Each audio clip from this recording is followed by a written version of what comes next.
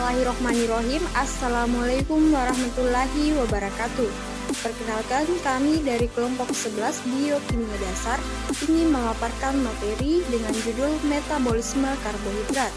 Adapun anggota kelompok saya, yaitu saya sendiri Nur Fadila, Nur Awalia, Nur Adita Angkriani, Nur Anissa, dan Nur Aleli Andriani. Dosen pengampu Tri Wadayati Putri, SSI MSI. Berikut adalah pemaparan materi dari anggota kelompok kami. Adapun pengertian metabolisme karbohidrat. Metabolisme karbohidrat adalah proses kimia yang berlangsung dalam tubuh makhluk hidup untuk mengolah karbohidrat, baik itu reaksi pemecahan atau katabolisme maupun reaksi pembentukan atau anabolisme. Bentuk karbohidrat terpenting adalah glukosa, yaitu suatu senyawa gula sederhana atau monosakarida. Berikut adalah beberapa penyakit yang termasuk dalam kelompok gangguan metabolisme karbohidrat atau sering disebut dengan gula. Yang pertama yaitu diabetes. Diabetes di sini mengakibatkan kadar gula dalam darah meningkat. Kemudian yang kedua yaitu galaktosemia. Galaktosemia merupakan kelainan metabolisme yang menyebabkan tubuh tidak mampu memecah gula jenis galaktosa dengan baik. Galaktosa di sini merupakan jenis gula yang terdapat dalam susu. Kemudian yang ketiga yaitu sindrom MC-Ardel, yaitu suatu kelainan yang menyebabkan tubuh tidak mampu memecah glikogen. Glikogen merupakan bentuk gula yang tersimpan di seluruh jaringan tubuh, terutama otot dan hati. Kami menjelaskan organ metabolisme karbohidrat. Organ metabolisme karbohidrat tidak hanya protein, vitamin, dan mineral. Hati juga memiliki fungsi untuk melakukan metabolisme karbohidrat. Karbohidrat yang tersimpan di dalam organ hati nantinya akan dipecahkan menjadi glukosa.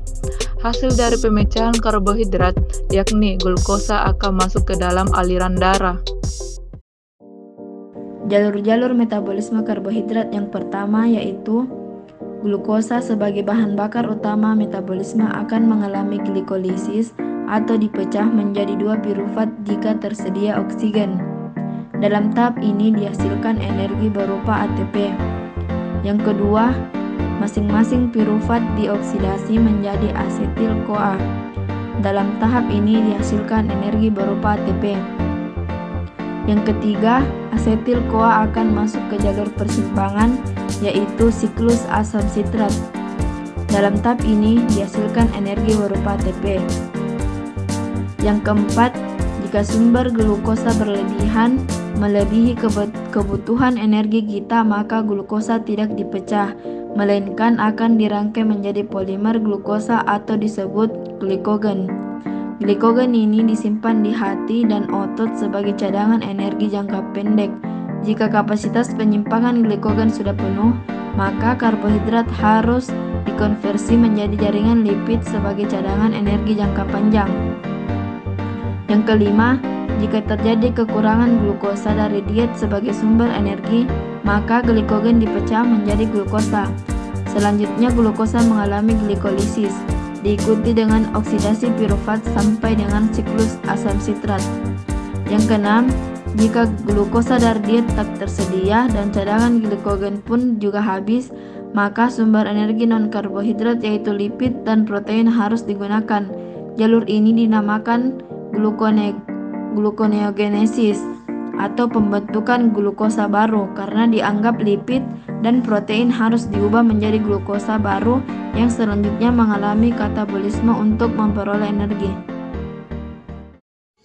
Jadi penghasil energi metabolisme karbohidrat lazimnya penguraian satu molekul glukosa yang melalui respirasi aerob, berarti yang melibatkan glikolisis dan siklus Krebs atau siklus asam sitrat, menghasilkan sekitar 33 hingga 35 ATP. Dan pemecahannya, penguraian anaerob melalui glikolisis menghasilkan 8 sampai 10 ATP.